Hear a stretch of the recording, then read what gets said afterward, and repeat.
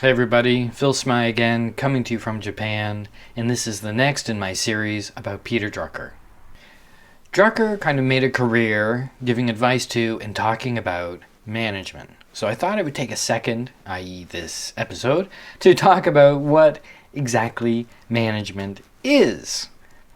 So if we go back 150 years, well, more than 150 years ago, to the mid-1850s, let's say, when Karl Marx was starting to write Das Kapital. And Das Kapital, if you don't know, is kind of like the foundational text of communism.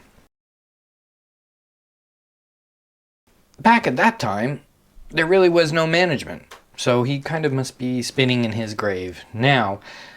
So in that time, in the 1850s, the largest manufacturing facility in the UK, which would be probably a cotton mill around Manchester, and the UK was where Marx and his buddy Friedrich Engels lived. The largest facility there had less than 300 people. It was not the kind of mega corporations that we're seeing now. Little interesting side note about Karl Marx is that he named all of his daughters Jenny, after his wife who was named Jenny. So there was 5 Jennies in the house, I think, at that time. So Karl Marx has a little bit in common with that great capitalist George Foreman. Chicken. Yeah. Potato wedges. Uh-huh. Steak. Sure. Paninis. Easy. So this concept of management that many of us, myself including for a long time, viewed with scorn, has really been the driving factor of the progress, of corporations, of the economy and society around the world.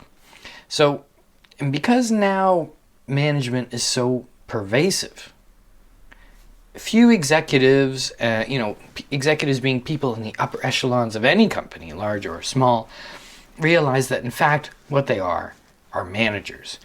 They forget the fundamental rule of effective management. And this is a great thing, so I'm going to read it. This is from Drucker. The fundamental rule of effective management is to make people capable of high performance through common goals, common values, the right structure, and training and development that they need to perform and respond to change. It's a bit long, but that's what management is. So how many managers or executives do you know that really think about it like that? Personally, I could count it on fingers of one hand. This episode of my YouTube series is going to be a little bit of a history lesson as well. So let's go back and look to when large enterprises were first evolving or developing, which was around the 1870s. Funnily enough, around the time, about 5 years after Marx finished Das Kapital. So that's kind of a bit of a dope moment in communism there. These large companies had no structures in place to deal with the growing size of the organization.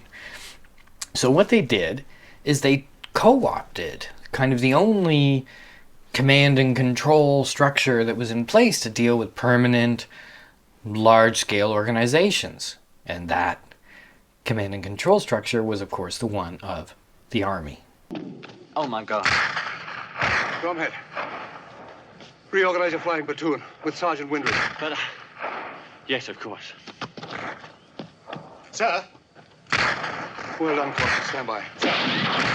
So that model, this top-down, and go over the top, Johnny, and sacrifice yourself, those kinds of top-down structures, models, kind of remained in place for about 100 years.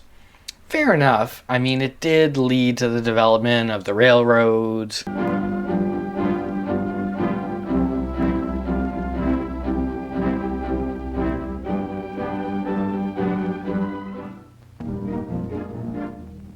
The Iron Horse.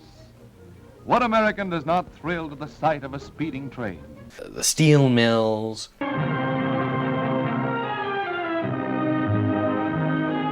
The banking system.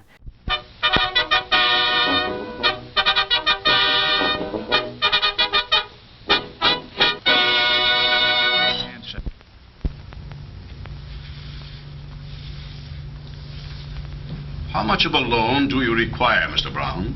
Well, I figure about $300. and department stores.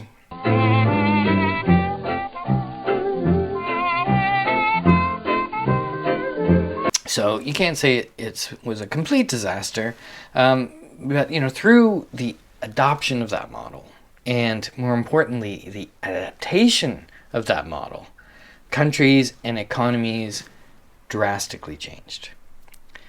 And something that had taken hundreds of years for a region to develop a kind of skill and a labor could be evolved much, much quicker.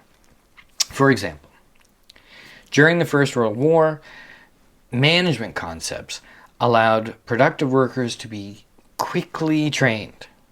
And they did this by breaking down tasks into smaller components that often can be done by unskilled people. So in World War II, developed this even further, especially in America and Germany. And it was after the war that countries like Japan and then South Korea also adopted this model and continued to improve it.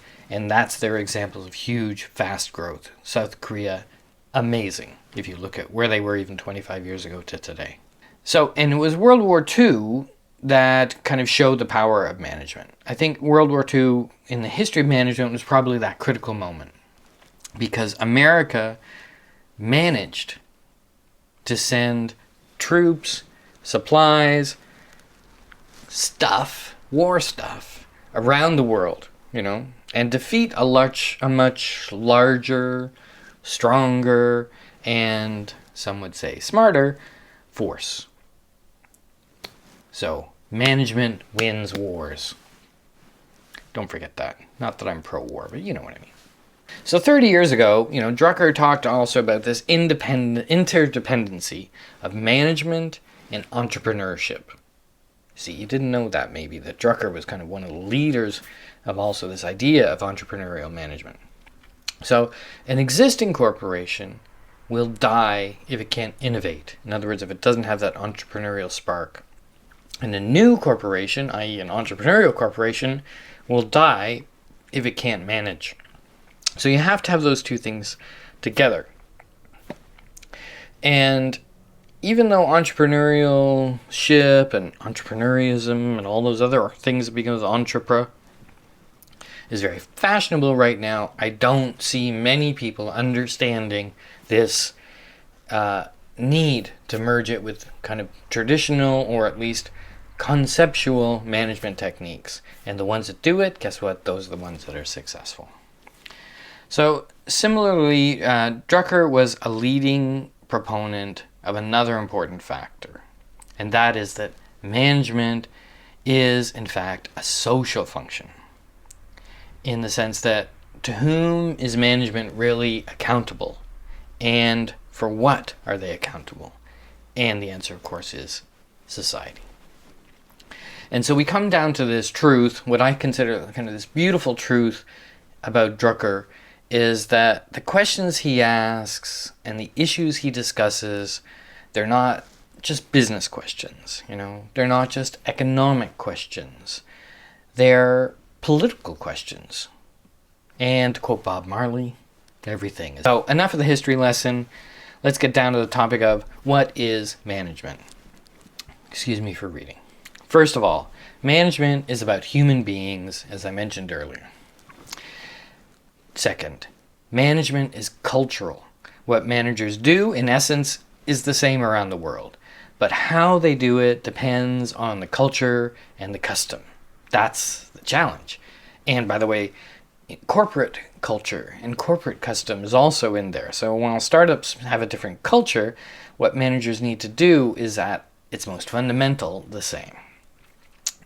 Management's job, and Drucker says its first job, is to think through, set, and exemplify the objectives, values, and goals of an organization. We'll be talking about that a lot later on. Number 4, I guess it is. Management has to enable an organization and each of its members to grow as needs and opportunities change. So training and development is a key awareness for management. Management is about facilitating communication between all the different kinds of people and skills that make up an organization. Management has to be measurable, and not by the number of widgets you produce or the size of the bankroll. It's things like market standing, innovation, productivity, development of people, overall quality, financial results. All of these things are the yardstick by which you have to measure management. So you have to combine those. And the most important thing to remember about any organization, and again we're going to come back to this point many times I think, is that the results exist only on the outside. The result of a successful business is one thing: a satisfied customer. The result of a successful hospital is one thing: a healed patient. That's what business is all about. And that's why Drucker says that management is a social function. So that's my little history lesson on management and what I think Peter Drucker hope it to be. Maybe you'll call me an idealist, but that's like calling Karl Marx or George Foreman an idealist. You bet. So now that we've got a basic understanding of what management should be, in the next episode of this series, I'm going to take a look at what a business should be. So I hope you're enjoying this series. Perhaps some of you think it's a little dry and a little businessy and a little blah blah blah blah blah, and it's not your thing. It's management. It's vital to a business, no matter how big or small. So I hope you'll stick around, subscribe at those subscribe buttons that I put on places, and there's lots of other videos here and more videos to come, so stick around. It's been great talking to you. See you soon.